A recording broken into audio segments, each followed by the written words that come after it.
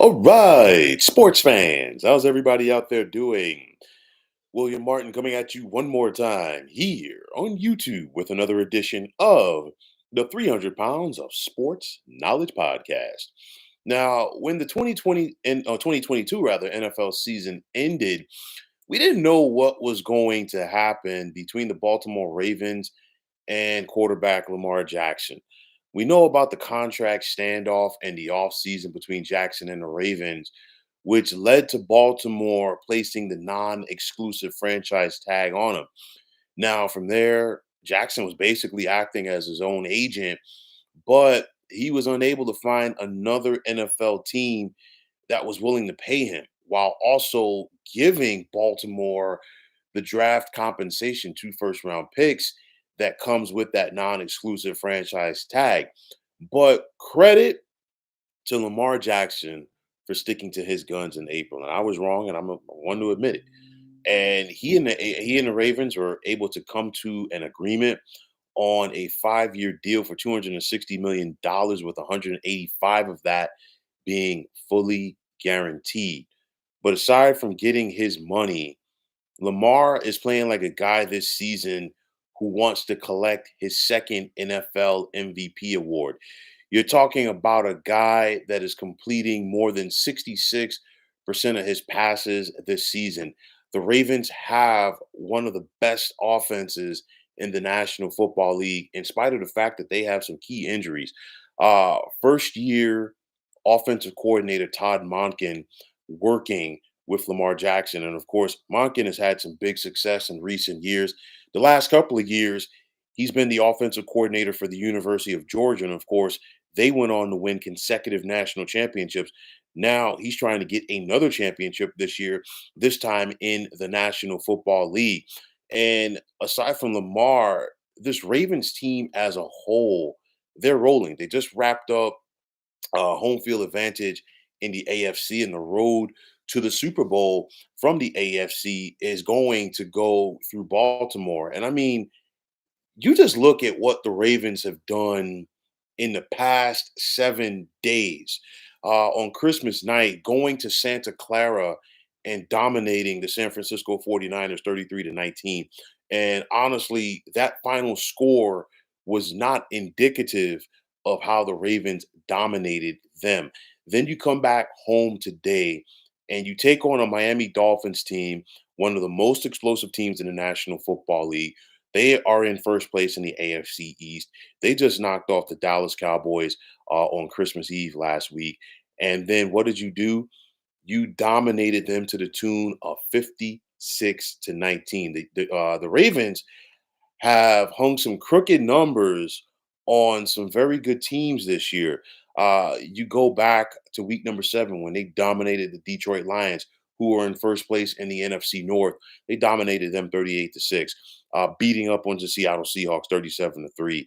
The Jacksonville Jaguars a couple of weeks ago, they knocked them off 23-7. The San Francisco 49ers, I just mentioned, and then, of course, the Miami Dolphins.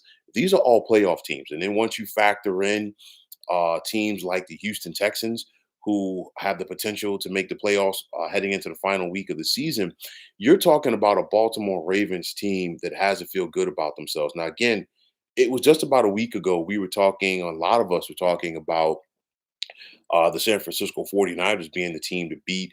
And obviously, some people do power rankings in the National Football League like it's college football. I don't believe in that. That's just my personal opinion. But nonetheless, clearly the Ravens are looking like the team right now. And Lamar Jackson is definitely a big part of that. You look at this defense that the Ravens have, like you think about their linebacking core, the linebacking unit, and the defense overall has always been a staple to this Baltimore team. You got the likes of Roquan Smith and Patrick Queen. Not having tight end Mark Andrews out there, who has been a security blanket in recent years for Lamar Jackson, has not slowed things down rather. For this Ravens offense, you got a veteran like Odell Beckham Jr., who's been there and done that, and he has the opportunity to try to go back and get another Super Bowl championship. Rookie Zay Flowers, another explosive wide receiver, and Isaiah Likely, a tight end, has been stepping up for the Baltimore Ravens as well. So you look at it because right now Lamar Jackson is in the catbird seat to be the NFL MVP for this season. And the last time that he did that was 2019. That was the last year that the Ravens finished with the best record in the AFC. But for everything that Lamar and the Ravens have been able to do so far this season, that one question mark is going to hang over him. He's 1-3 in the postseason. Will this be the year that Lamar Jackson and the Baltimore Ravens are going to be able to exercise those demons and, break through and get to and possibly win the Super Bowl? We'll have to wait and see because, like I've been saying in the past week or so, expect the unexpected next month. And of course, the next month begins in a matter of hours. But next month, come January in the postseason, because I'm looking at it like this. I think that the playoffs are going to be a microcosm of this NFL season so far. We really don't know what to expect. It's really, truly an any given Sunday thing. Now, what has hurt Lamar Jackson in the past, in the postseason, is that the teams that have beat him, they basically played that cover two shell, dropped their safeties back, dropped their linebackers back, had a spy on him, and wanted him to beat them from the pocket. Now, that's not to say that Lamar Jackson is not a good passer of the football, because he is.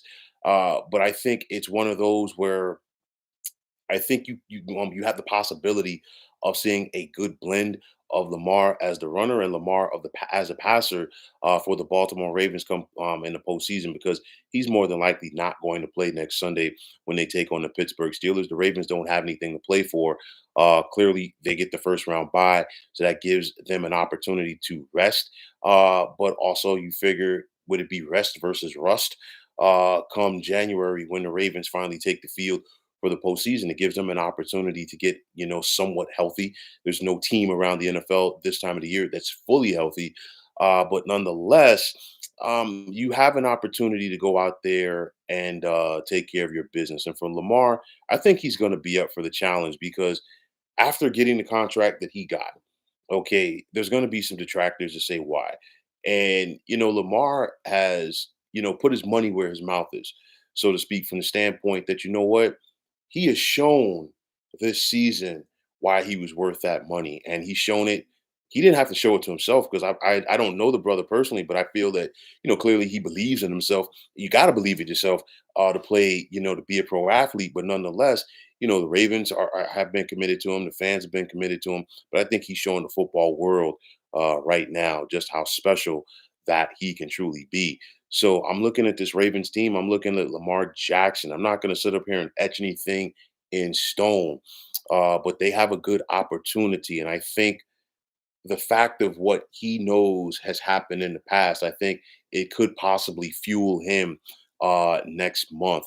So the road to the Super Bowl on the AFC side goes through Baltimore. John Harbaugh, the Ravens head coach, he's been there and done that. He knows what it takes to get a team to a championship. He's looking to get his second. Obviously, Lamar is looking to get his first. They still have a lot of work ahead of them to get to that point. But nonetheless, one thing we know for sure, at least for right now, any team that wants to win the Super Bowl championship from the AFC side, they're going to have to go through Baltimore. And in doing so, you've got to find a way to slow down and neutralize number 8, which is easier said than done. So, folks, that's going to wrap it up. And as always, I want to take this time out to thank all of you for tuning into the 300 Pounds of Sports Knowledge podcast here on YouTube. I want to take this time out to thank all of you fine folks out there for tuning in. And if you haven't already, please feel free to subscribe to this channel. Now, if you're on the X, formerly known as Twitter, please feel free to follow me at 300 Pounds of Sports. And like I always say, if you follow me, it will be my pleasure to follow you right back. There's also the sports discussion group on Facebook at the Sports Depot 365. Now you can check it out. Drop a line and be a part of one of the better sports debating sites going on social media. So once again, fine folks, my name is William Martin, and I am signing off. And I'm saying take care and have yourselves a wonderful day.